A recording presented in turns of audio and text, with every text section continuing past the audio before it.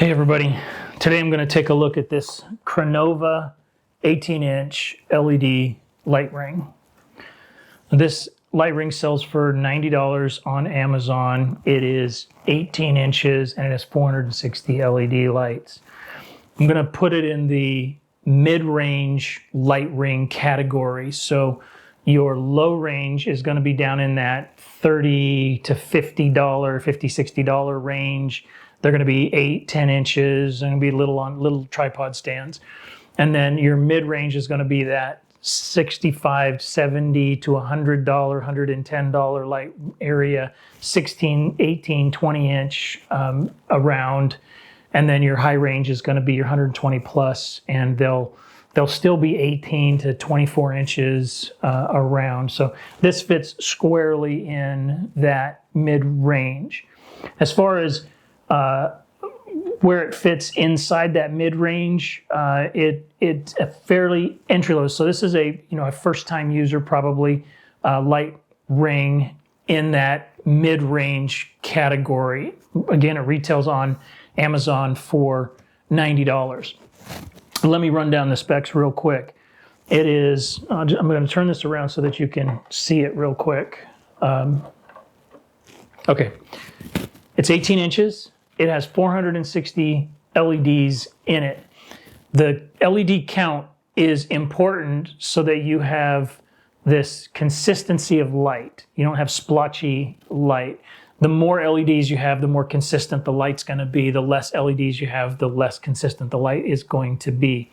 And so anything down below 400 is a little questionable. Sometimes you can get 360, 375 that's still good on like a 16 or a 14-inch one.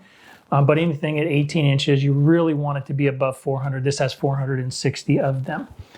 It comes with a stand that extends from 20 inches to 75 inches tall. It's an aluminum stand. It's a very well-built, sturdy stand.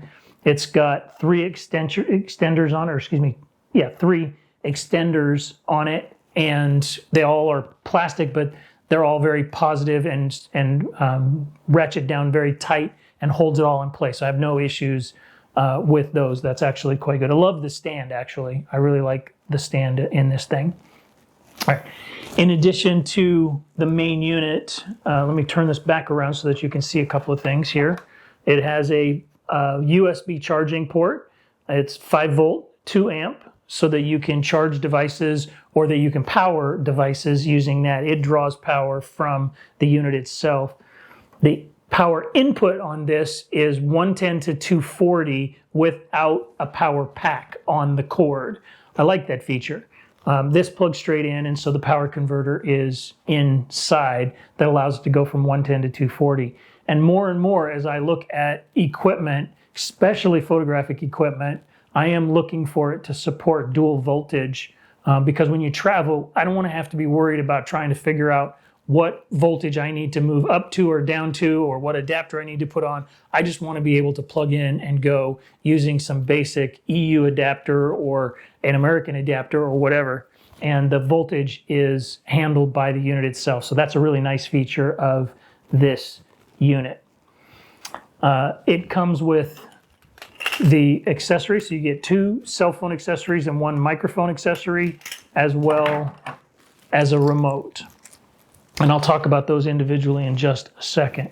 On the unit itself, you have 2 knobs. You have your temperature knob. So sorry, this is floppy. I didn't have it tightened up. But you have your temperature knob. The temperature range on this is 3200 to 5600 Kelvin, plus or minus 200 according to the instructions. Brightness from 0 to 100%. 2 knobs, they're about a 330 degree range on the knobs. All right.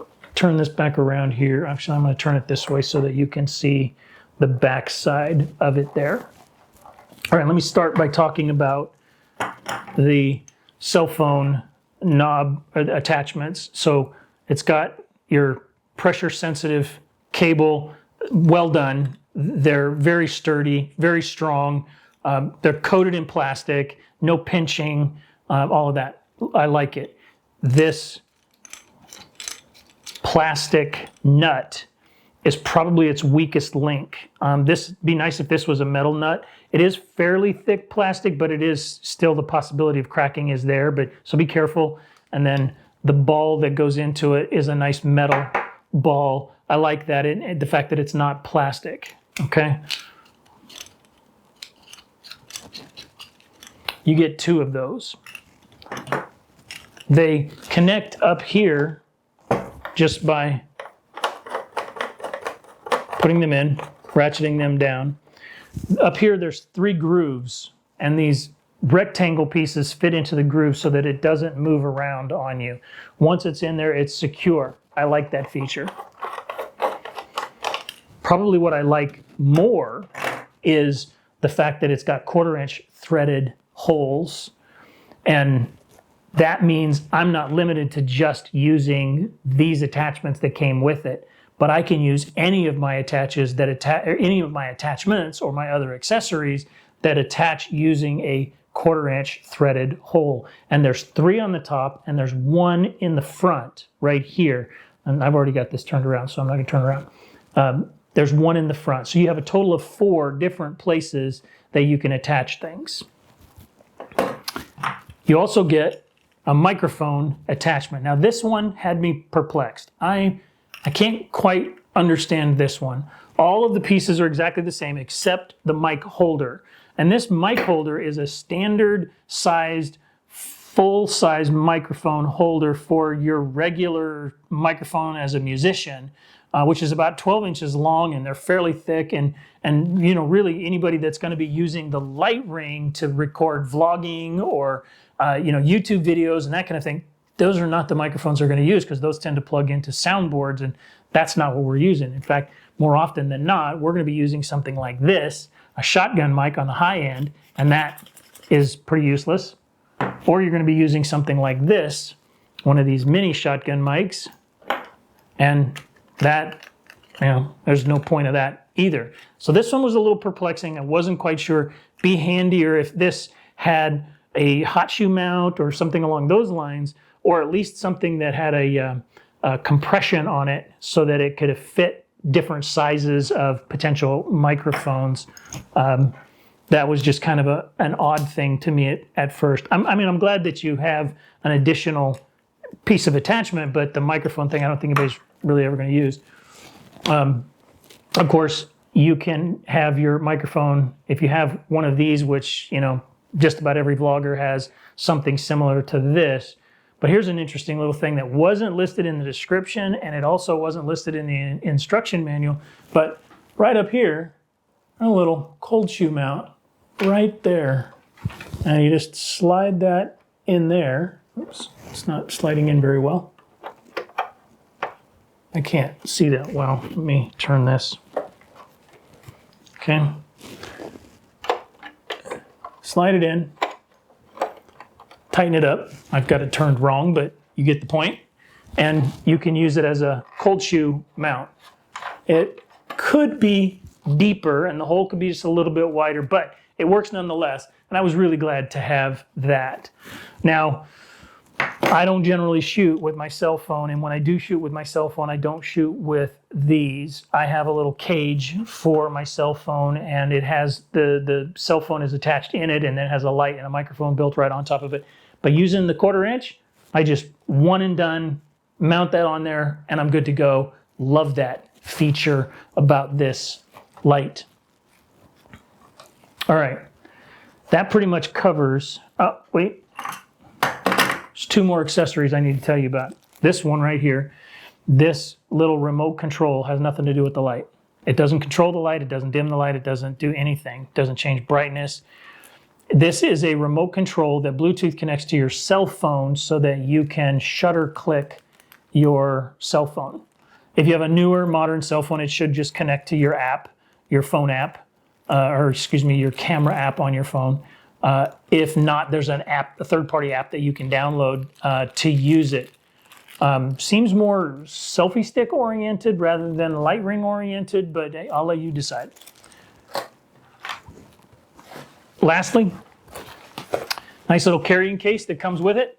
I love things with carrying cases. I love when all of my, in fact, I wish that my little RGB light, when I got it should have come with a little carrying case, and it didn't come with a little carrying case, and you pay $80 for something and it should come with a carrying case. This comes with a carrying case. The light fits in the carrying case just fine. It has a little pocket up here for the attachments and for the cord and all that. Love it. Here's what I don't like. There's no room for the stand inside the case. In fact, there's no bag for the stand.